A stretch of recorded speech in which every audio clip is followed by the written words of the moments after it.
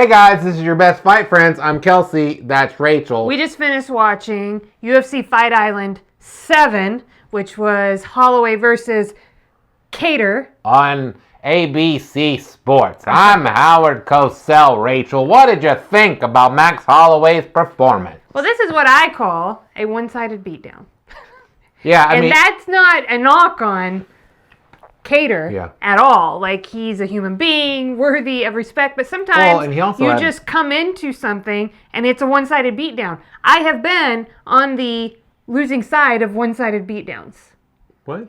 No, you haven't. Oh, yes, I have. Well, I will tell you, I got pulled in to run the 800 in track.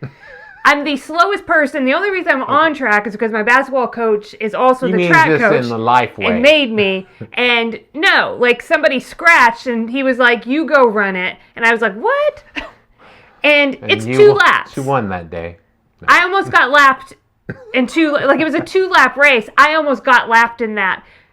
It happens in life. You know what I mean? Yeah, and Calvin, now were you like Calvin Kattar, who was impressively tough in the fight, kept trying to win? Did you keep trying? Did you keep bearing down? When you got lapped? You know what? When you got lapped, when they pulled up next to you, did you turn into Seabiscuit? You know, you got even with them. You were like, now I'm running hard. Now, here's how I am like Calvin. I finished the race.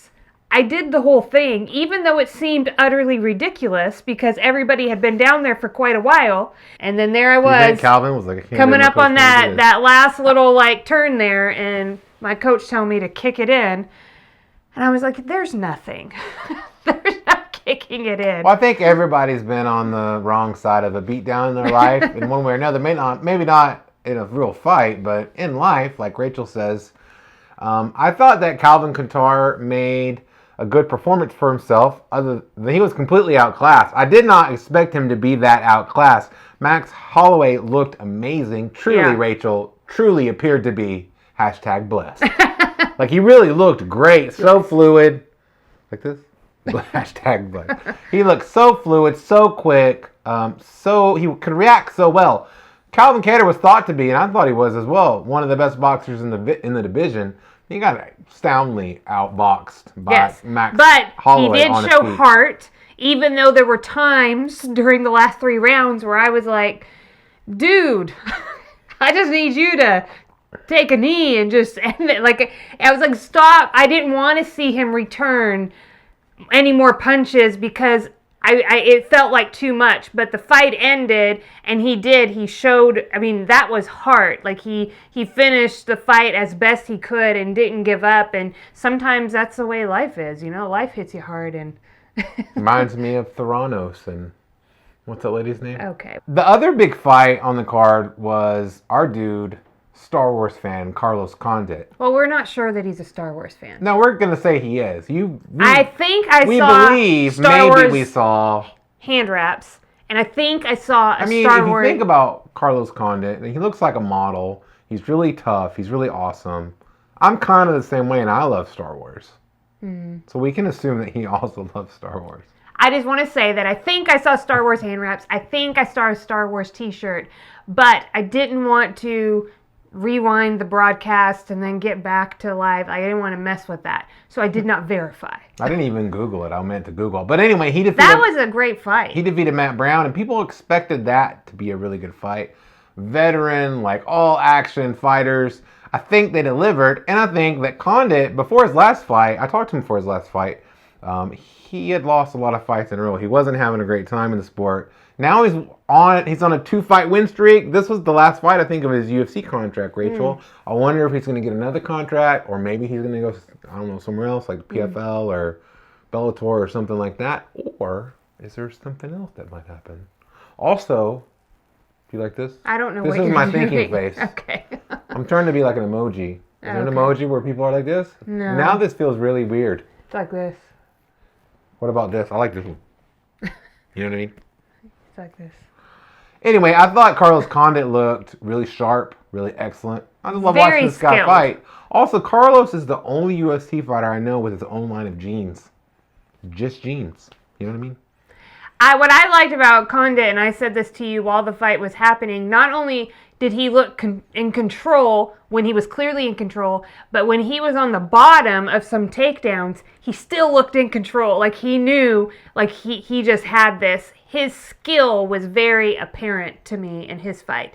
Another notable thing on this card was Buckley playing the reverse. He got dealt the Uno reverse card, you know? He got reverse, because I think he was knocked out by, I think this is right, knocked out by Kevin Holland, then viral knockout, Condit christened you as the next big thing, and then knocked out again. I think? Yeah. I know that Kevin Holland did knock him out last year. Okay, he did? I just don't know. Yeah. So people have been like hyping Buckley even though he recently was knocked out by somebody? Yeah, but it was Kevin Holland, breakout star of the year. Okay.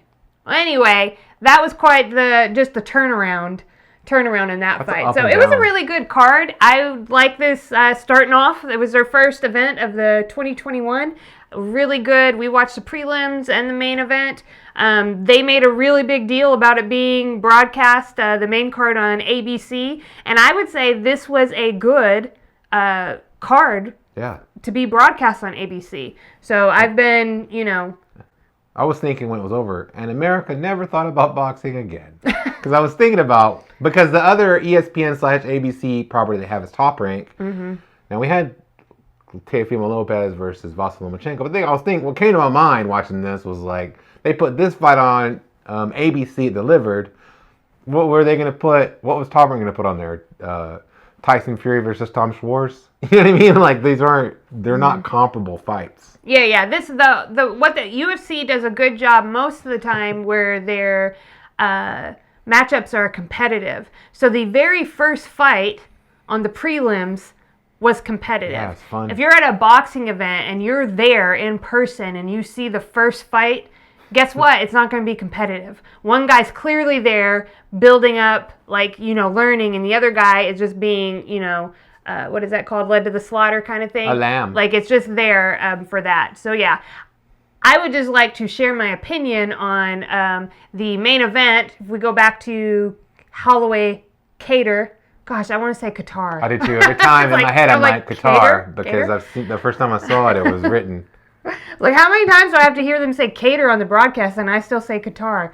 Anywho, for me, I don't think this would stand up as a fight of the year, especially because it's, the beginning of January. But also, it was mentioned on the broadcast, and I was like, this was very one-sided. So, was it an exciting fight? Was it, Kattar bringing all that heart to the fight and finishing? And yeah, it was physical, and I get that, but for me, a fight of the year is gonna be Back something and else. Forth or Yeah. some other kind of drama. I mean, every scorecard. He didn't win a round, which is a little bit different in UFC because their rounds are so much longer. Or you don't know who. Like last year, with the fight of the year candidates that I recall, you didn't know who was going to win the fight. Yeah. This one didn't seem like that. Right. So I'm just sharing my opinion on that. I agree with you, Rachel. Okay. So I guess that means we're right. You know what you can be right about? Me? Them? Oh, yeah. okay. Them? What can they be right I thought about? you can be right about liking, commenting, and subscribing to Real Talk with Kelsey and Rachel. Whenever I bring this up, I use this kind of voice, and I don't know why. Or hey, if you're listening to the podcast, you can subscribe and leave a review because it helps the show grow. A positive one, preferably.